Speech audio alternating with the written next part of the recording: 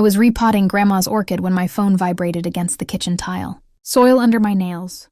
Water dripping from the roots like thin brown veins. A message from my mother. We're off to Panama. Took the trust money. No apology, no explanation, just punctuation like a closed door. I stared at the screen while the orchid sagged in my hands.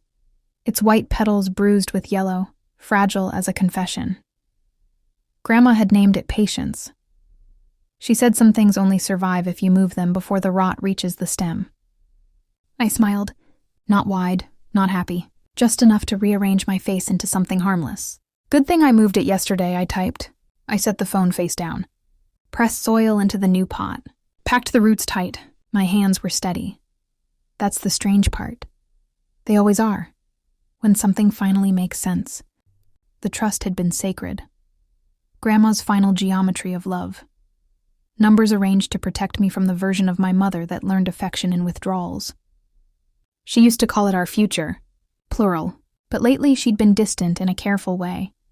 Not cold, calculated warm, the kind of warmth you apply to a safe before you crack it.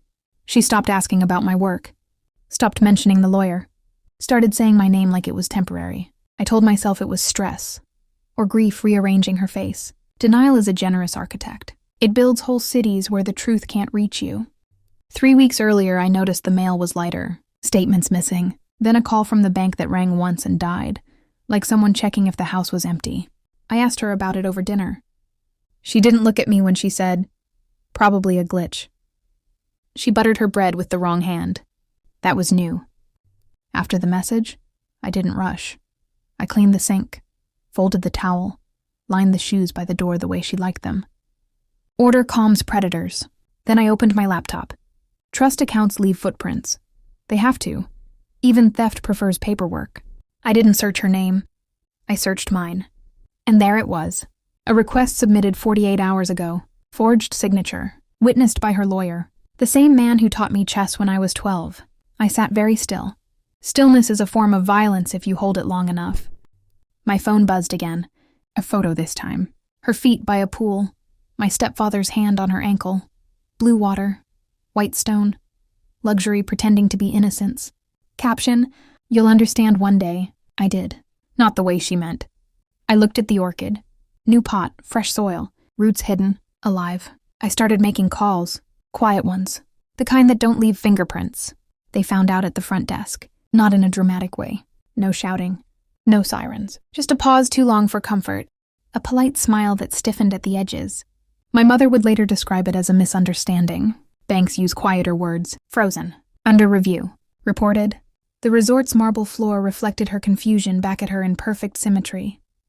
A woman divided into who she pretended to be and what her hands had done. She called me. 9 times. I watched the screen bloom and die. Bloom and die. Then a voicemail, cracked open by panic. "Something's wrong with the account. Call me, please." Please is a small word. It always arrives after the damage. I answered on the 10th ring. Let her breathe into my ear. Let the silence teach her the weight of her own pulse. "They say the trust was moved," she whispered. "They say it was done legally." "Yes," I said. My voice was clean. Dry. "They also say you filed the request." A pause. Then glass breaking somewhere far away. "You forged my name," I added softly. "But you forgot something." "What?" "You taught me how you lie." Her breathing turned uneven. I pictured her by the pool, skin tight with terror, realizing the water was only blue paint over depth. "I transferred everything yesterday," I continued. "New account, new trustees, conditions you'll never meet." Her voice folded inward. "You can't do this to me, I'm your mother." I thought of Grandma's hands, how they shook when she signed the will, how she made me promise not to let love become a weapon. "I didn't," I said. "You did it to yourself." My stepfather left her that night. I know because he called me. Men always do when they need permission to abandon what's already hollow. "She never loved anyone," he said. I didn't correct him. Some truths don't need witnesses. The lawyer lost his license 2 weeks later. Turns out he'd been warm to more safes than mine. Patterns are louder than confessions. I repotted the orchid again when they came back. Leaves stronger now. Petals unbroken. She never returned to the house. Couldn't. I'd changed the locks, legally, silently, the way she should have loved me. Sometimes I imagine her in Panama, counting shadows instead of money, wondering how her own reflection learned to move without her. I don't hate her. Hate requires heat. I prefer distance. It preserves things. Like orchids. Like boundaries. Like the part of me that still knows how to smile without meaning it.